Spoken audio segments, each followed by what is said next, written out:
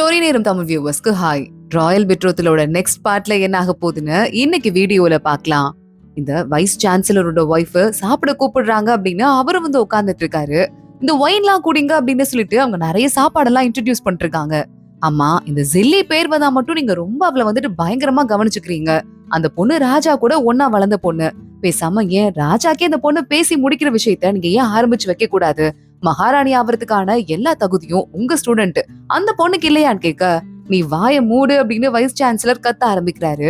அந்த பொண்ணை பத்தி பேசினா மட்டும் உங்களுக்கு இருக்கிற வந்து டென்ஷன்லாம் எப்படியே அதிகமாயிடுதே.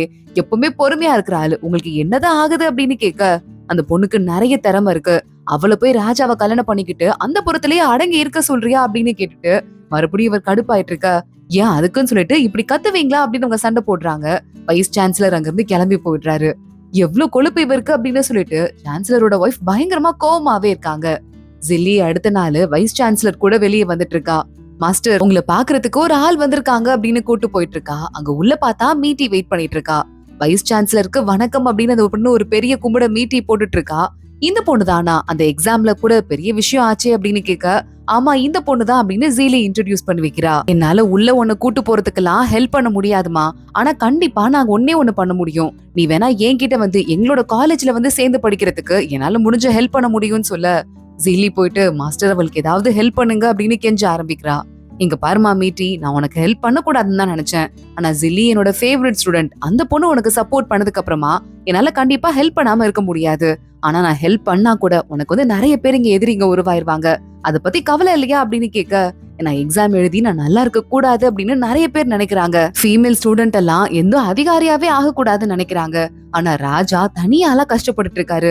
நீங்க சப்போர்ட் பண்ணணும். வைஸ் சான்சலரோட சப்போர்ட் கண்டிப்பா இந்த விஷயத்துக்கு இருக்கணும் அப்படின்னு அங்க மீட்டி சொல்லிட்டு இருக்கா. இங்க அந்த பொண்ணுங்க எல்லாம் ஒன்னா இருந்துட்டு நம்ம தான் பரீட்சை எழுதினா கூட நமக்கு வேலையே கொடுக்க மாட்டாங்க போல, நம்மள பயங்கரமா இன்சல்ட் பண்ணிட்டாங்க அப்படின்னு பேசிட்டு இருக்க, அங்க இருந்து வேகமா மீட்டி ஓடி வந்துட்டு இருக்கா. வைஸ் சான்சலர் நமக்காக சப்போர்ட் பண்ணிருக்காரு.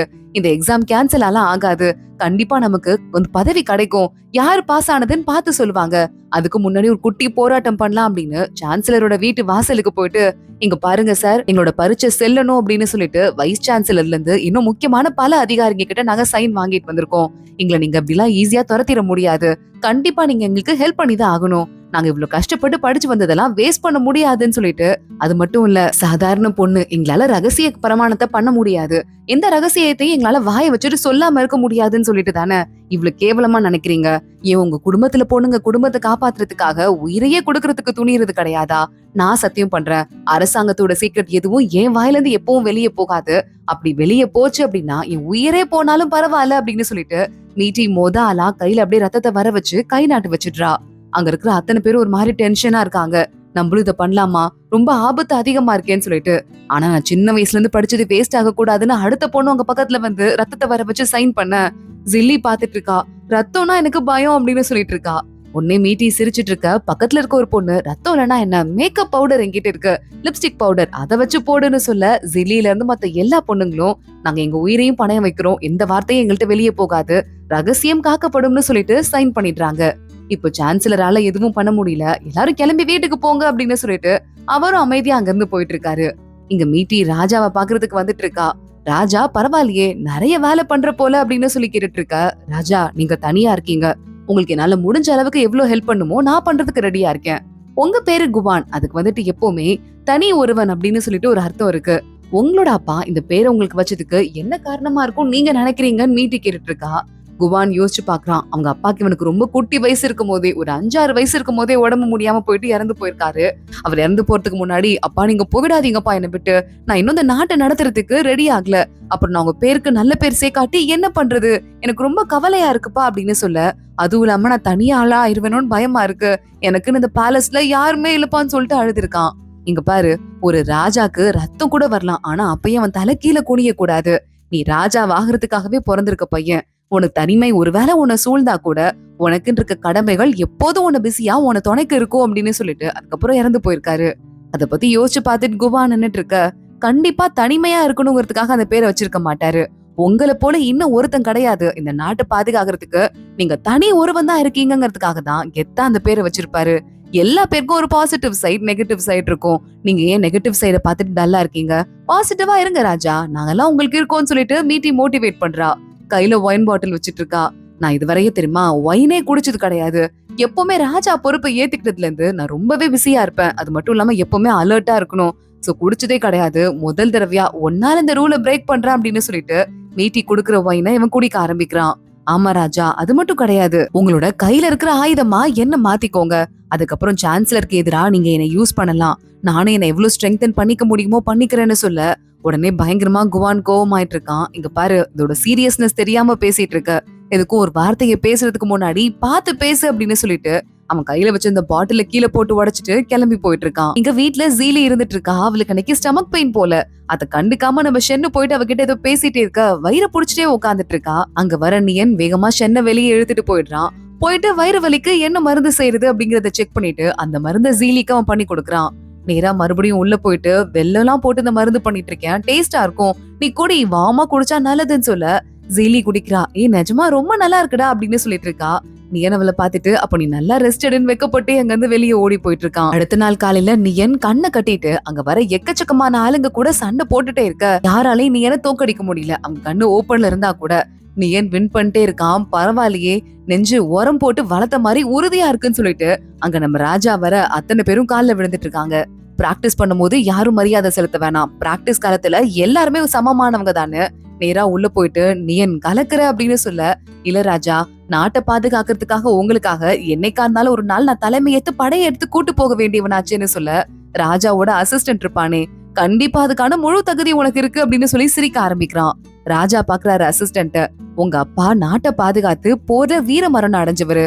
ஆனா அவர் அவ்வளவு சீக்கிரம் இறந்து போயிட்டாரு. ஒன்னு நான் அடுத்த போர்க்காலத்துக்கு அனுப்பாம இங்க என் பக்கத்துல இருக்க வைக்க வேண்டியதா போயிடுச்சு. அதனால என் மேல உனக்கு கோபம் இருக்கா அப்படின்னு கேட்க, ராஜா, உங்களை பாதுகாக்கிறது எனக்கு கிடைச்ச மிகப்பெரிய ஒரு அதிர்ஷ்டமா தான் நான் பாக்குறேன். சோ அதனால நீங்க அதை பத்தி வருத்தப்பட வேண்டாம், எனக்கு எந்த வருத்தமும் இல்லைன்னு அசிஸ்டன்ட் சொல்லிட்டு இருக்கான். அதே மாதிரியே நியனோட அப்பாவும் போர்ல இறந்து போயிட்டு இருப்பாரு போல. நியன் அவனை பாத்துட்டு, இங்க பாரு, உனக்கான நேரமும் வந்துட்டு இருக்கு. ஒரு 12 கமாண்டர்ஸ் உனக்கு கீழே ரொம்ப நம்பிக்கையான ஆளுங்களை நீ சூஸ் பண்ணிக்கோ. நேரம் வரும்போது எதுக்காக நான் சொல்றேன்னு புரியும். என்னோட வார்த்தைக்காக வெயிட் பண்ணுன்னு ராஜா சொல்ல, அப்படியே ஆகட்டும் அப்படின்னு நியன் சொல்லிட்டு இருக்கான். அடுத்த நாள் மறுபடியும் அரசவையில எல்லா பொண்ணுங்களும் பாஸ் ஆனாங்கல்ல, அவங்களுக்கு எல்லாம் ஃபைனல் டெஸ்ட் ஒண்ணு நடக்க போதான் ராஜாவோட தலைமையில. இப்ப சான்சலரும் ஓகே நடத்திக்கலாம் அப்படின்னு சொன்னதால எல்லா பொண்ணுங்களும் உள்ள வராங்க. ராஜாவோட தலைமையில ராஜா சொல்ற கேள்விக்கு எக்ஸாம் எழுத ஆரம்பிக்கிறாங்க. பொண்ணுங்க எல்லாம் வெளியே வந்து வெயிட் பண்ணிட்டு இருக்காங்க. நம்ம மீட்டி கூட பூச்சியும் வந்துடுறா. நீ கவலைப்படாத, பாஸ் ஆயிருவடி, டென்ஷன் ஆகாதுன்னு சொல்ல, நான் டென்ஷன் ஆகலடி, நீ தான் அப்போல இருந்து என் கைய போட்டு கிள்ளிட்டு இருக்க, அத கொஞ்சம் நிறுத்தடி அப்படின்னு சொல்லிட்டு இருக்கா. அப்ப ஆளுங்க வராங்க. 3 பொண்ணுங்களோட பேரை அனௌன்ஸ் பண்றாங்க. இவங்க எல்லாம் பாஸ் ஆயிருக்காங்க அப்படின்னு சொல்லிட்டு. ஜெயிலி எல்லாம் ஆல்ரெடி பாஸ் ஆயிட்டா. இப்ப இந்த 3 பொண்ணுங்க பேரை அனௌன்ஸ் பண்றாங்களா, இதுல மீட்டி பேர் வரவே இல்லையேன்னு சொல்லிட்டு பயங்கரமா அப்செட் ஆயிடுறா. ஏன் என் பேர் வரவே இல்லை அப்படின்னு பார்த்தாங்க. இவங்க அனௌன்ஸ்மெண்ட் மட்டும் தானே வந்துச்சு. நம்ம மீட்டிக்கு ராஜ உத்தரவு வந்திருக்கு, ராஜ உத்தரவை வாங்கிக்கோங்க அப்படின்னு சொல்ல மீட்டி மண்ணி போட்டு நிக்கிறா.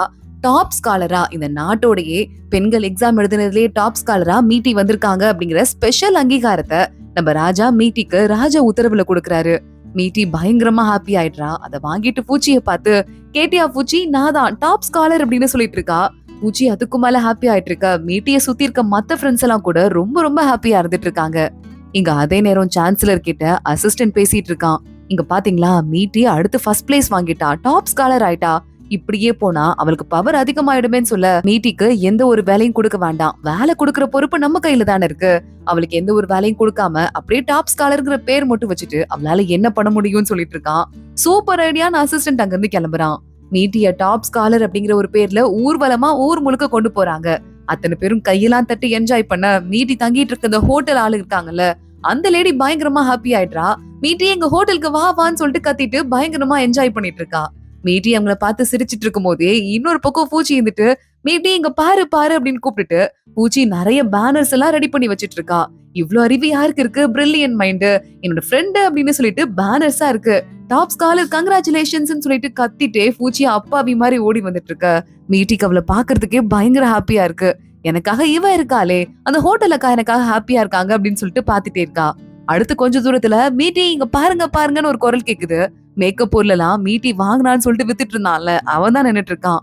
மீட்டி அவனை பார்த்து கண்டுக்காத மாதிரி போயிட்டு இருக்கான். இல்ல இல்ல எனக்கு ரொம்ப க்ளோஸ் ஃப்ரெண்டு தான் அவங்க அப்படின்னு பின்னாடியே போய் சொல்லிட்டு போயிட்டு இருக்கான்.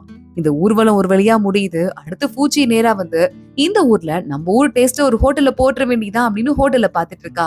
இந்த கடை எனக்கு பிடிச்சிருக்குன்னு சொல்லிட்டு கடையை கூட ஃபைனலைஸ் பண்ணிடுறா. ஆனா இதுக்கு நீங்க பெர்மிஷன்லாம் வாங்க வேண்டியிருக்குங்க. சுத்தம், அதுக்கப்புறமா உங்களுக்கு சமைக்க தெரிஞ்ச தரம் அதெல்லாம் வச்சு நீங்க பெர்மிஷன் வாங்கணும்.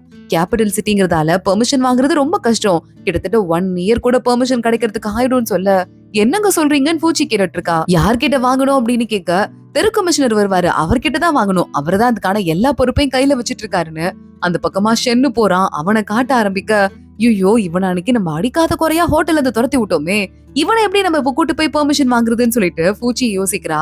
அப்போ நம்ம ஷென் ஏதோ ஒரு ஹோட்டலுக்குள்ள போடுறான். அங்க பார்த்தா இவன் கூட சின்ன வயசுல இருந்தே வளர்ந்த 2 பெரிய குடும்பத்து பொண்ணுங்க வெயிட் பண்ணிட்டு இருக்காங்க. ஷென் அங்க இருந்து எஸ்கேப் ஆயிலான்னு தான் பாக்குறான். ஷென்னை எப்படியாவது வளைச்சு போட்டு கல்யாணம் பண்ணுங்கிறதான் இந்த பொண்ணுங்களுக்கு இருக்க போட்டியே. ஷென்னை தனியா உள்ள கூட்டு போயிட்டு வலுக்கட்டாயமா உட்கார வச்சு ஒயினை ஊத்தி குடுக்கறது, கைய புடிச்சு இழுக்கிறது, நம்ம சின்ன வயசுல எவ்வளவு க்ளோஸா இருந்தோம்னு பழைய கதையை பேசுறதுன்னு இந்த பொண்ணுங்க மாறி மாறி அடிச்சுக்கிறாங்க. ஷென் இவங்கள்ட்ட இருந்து எப்படி எஸ்கேப் ஆகுறதுன்னு சொல்லிட்டு எந்திரிச்சா கூட விட மாட்டேங்கிறாங்க. உட்காருன்னு சொல்றேன்ல அப்படின்னு. கரெக்டா அப்பன்னு பார்த்து பூச்சி கதவை திறந்துட்டு உள்ள போறா.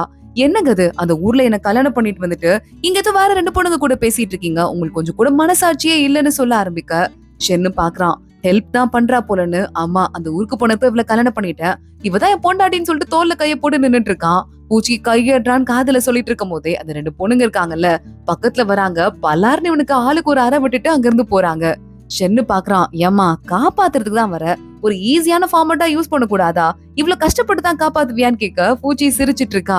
சரி ஓகே, எப்படியோ ஹெல்ப் பண்ணிட்டேன்ல, எனக்கு பிசினஸ் பண்றதுக்கு ஒரு லைசென்ஸ் வேணும், அதுக்கு எனக்கு ஹெல்ப் பண்ணுங்க அப்படின்னு சொல்ல, அதுக்கு இதெல்லாம் பத்தாது வேற என்ன கிடைக்கும்னு கேட்க, இருக்கிறதுலே ரேரான ஒயின் கிட்டத்தட்ட 10-15 பாட்டில் தான் இருக்கும், அதை நான் உங்ககிட்டயே கொடுக்குறேன்னு சொல்ல, எனக்கு ஸ்பெஷலா ஒரு விருந்து ஒண்ணு சமைச்சு போடணும், அதையும் கொடுக்கணும் அப்படின்னு சொல்லிட்டு நம்ம ஷென்னு கேட்டுட்டு இருக்கான்.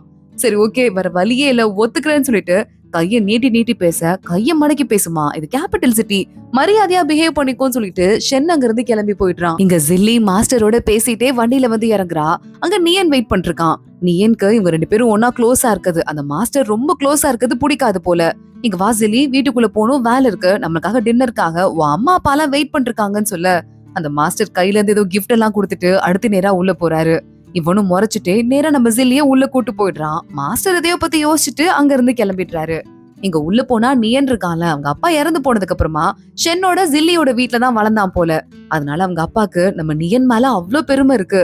உன்னை ராஜா பாராட்டினாராமே சண்டையில, ரொம்ப பெருமையா இருக்கு எனக்கு அப்படின்னு சொல்லிட்டு, டேய் கத்துக்கோடா கத்துக்கோடா அப்படின்னு சொல்லிட்டு நம்ம ஷென்னை பார்த்து சொல்லிட்டு, அது மட்டும் இல்ல பாத்தியா ஜில்லி கலக்கிட்டா, நல்ல ஒரு பொறுப்பு வாங்கியிருக்கா, ஆபீஸ்ல உட்காந்து இனிமே வேலை பார்க்க போறான்னு அவளை பத்தியும் புகழ்ந்துட்டு கத்துக்கோ கத்துக்கோன்னு சொல்ல, பா என்னப்பா எப்ப பார்த்தாலும் நீ என்ன பார்த்து கத்துக்கிட்டியான்னு கேட்டுட்டே இருக்கீங்க, நீங்க என்ன பெத்தீங்களா இல்ல அவனதான் பெத்தீங்களான்னு சொல்லிட்டு எனக்கே டவுட் வந்துருச்சுன்னு சொல்ல, அவங்க அப்பா பாத்துட்டு, நீ என்ன என்னோட பையனா இருந்திருக்கலான்னு எனக்கு மட்டும் தோணாமலா இருக்கு, அந்த குடுப்பினெல்லாம் எனக்கு எங்க இருக்குன்னு சொல்ல, ஷென்னு கொஞ்சமா கோவம் ஆயிடுறான், அப்செட் ஆயிடுறான்.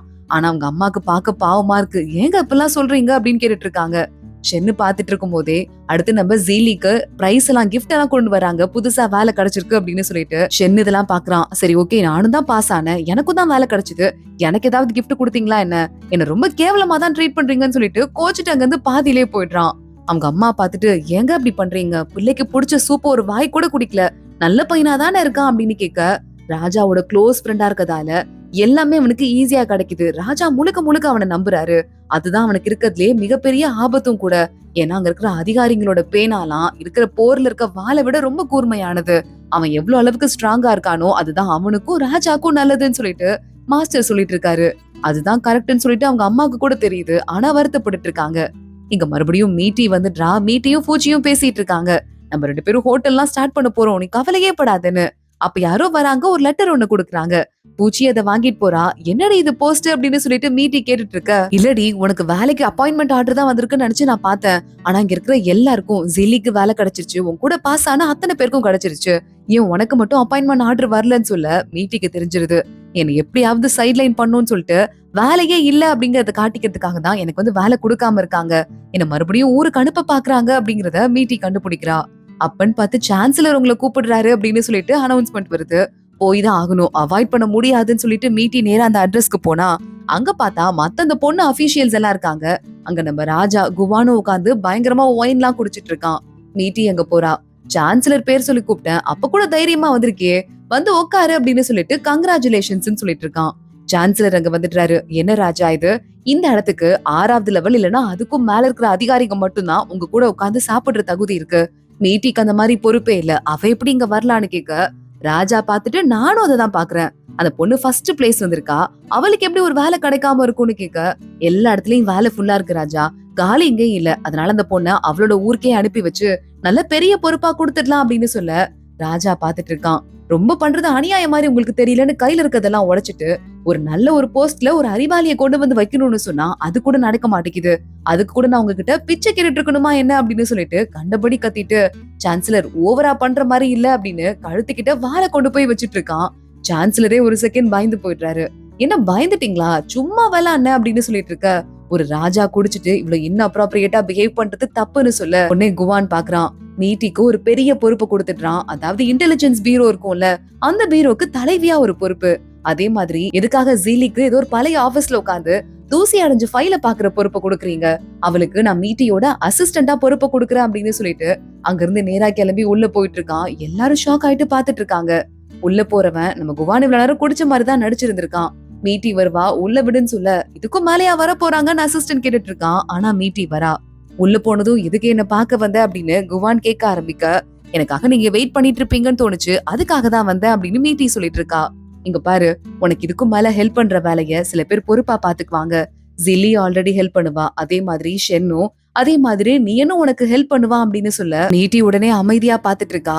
இங்க குடுக்கற எல்லா ஆசீர்வாதமும் எனக்கு வந்து பின்னாடி ஒரு பெரிய கத்தியோட தான் வருதுன்னு தெரியும். ஏன்னா முன்னாடி எனக்கு பதவியே கொடுக்க கூடாது, ஊருக்கு அனுப்பணும்னு சொன்னீங்க. ஆனா இப்போ என்னோட பதவியோட அளவு பெருசாயிட்டே இருக்கு. சரி பரவாயில்ல, நான் பாத்துக்கிறேன் அப்படின்னு சொல்ல, நீ பண்ற ஒரு விஷயமும் என்ன சர்ப்ரைஸ் பண்ற மாதிரி இருக்கணும், பாத்து பண்ணு அப்படின்னு சொல்லிட்டு மீட்டி அங்க இருந்து குவான் வெளியே அனுப்பிட்டு இருக்கான். இங்க பார்த்தா ஏதோ சவப்பெட்டி எல்லாம் எடுத்து புதைச்சிட்டு இருக்காங்க, ரகசியமா யாருக்கும் தெரியாம. அதோட தான் இன்னைக்கு எபிசோட் முடியுது. அதுல என்ன மர்மம் இருக்கு, தொடர்ந்து பார்க்கலாம். இந்த வீடியோவை லைக் பண்ணிக்கோங்க, மறக்காம நம்ம சேனலுக்கு சப்ஸ்கிரைப் பண்ணிட்டு பெல் ஐக்கனையும் கிளிக் பண்ணிக்கோங்க. அடுத்த வீடியோல பார்க்கலாம். அது வரையும் பாய்.